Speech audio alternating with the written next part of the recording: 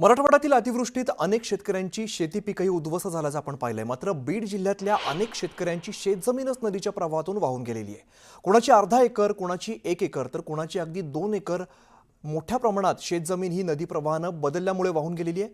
बीड जिल्ह्यातील हिंगण हवेली या ठिकाणी टाकळगाव या सिंदफणा नदीच्या काठावरती असलेल्या गावांना याचा फटका बसलाय। त्यामुळे आता या भागातील शेतकऱ्यांकडून खरडपट्टी पंचनामे करून याची स्वतंत्र मदत जाहीर करण्याची मागणी केली जाते।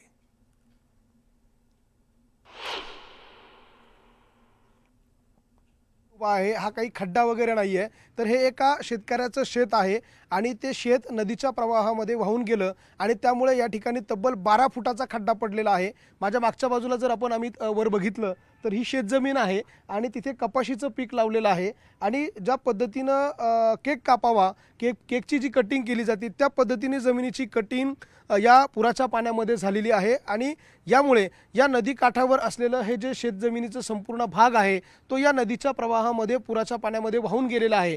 त्यामुळे केवळ हे वर असलेलं दिसणारं जे सोयाबीनचं पीक आहे, कपाशीचं पीक आहे त्याचं नुकसान झालंय असं नाहीये, तर ही शेतजमीन वाहून गेलेली आहे। त्यामुळे या शेतकऱ्यांचं प्रचंड नुकसान झालेलं आहे। ते या शेतकऱ्याच्या सरकारच्या 5-25 हजाराच्या मदतीनं भरून निघणार नाहीये। या शेतकऱ्याला ही जमीन जर पूर्ववत करायची असेल तर लाखो रुपयांचा खर्च लागणार आहे। हा 15-20 फुटाचा पडलेला त्याच्या जमिनीतला जो खड्डा आहे तो जर भरायचा असेल तर त्याला लाखो रुपयांचा खर्च जो आहे तो येणार आहे आणि त्यामुळे या सगळ्या नुकसानीचे खरडपट्टी पंचनामे ज्याला आपण म्हणतो ते स्वतंत्रपणे करण्यात यावे अशा प्रकारची मागणी या भागातल्या शेतकऱ्यांची आहे। ज्यांची ही जमीन आहे ते शेतकरी आपल्यासोबत आहे, आपण त्यांच्याशी बोलणार आहोत। तुमची किती एकर इथे शेती आहे, कुठलं पीक लावलंय आणि किती जमीन तुमची या पुराच्या पाण्यामध्ये वाहून गेली आहे? आता माझं इथं सगळं 8 एकर क्षेत्र आहे आणि याच्यामध्ये 2-3 एकर ऊस आहे।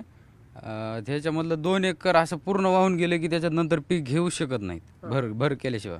असं ह्याच्या इतकं डोक्या इतकं वाहून गेलं पूर्णच। मागणी काय? मागणी आता जे पिकात नुकसान झालंय ते पिकाची भरपाई करावं शासनाने आणि दुसरं म्हणजे जी जमीन आमची वाहून गेली याची भर वगैरे ते द्यावा। बरं ताई, बाबा तुमचं काय नाव आहे आणि तुमची जमीन कुठे?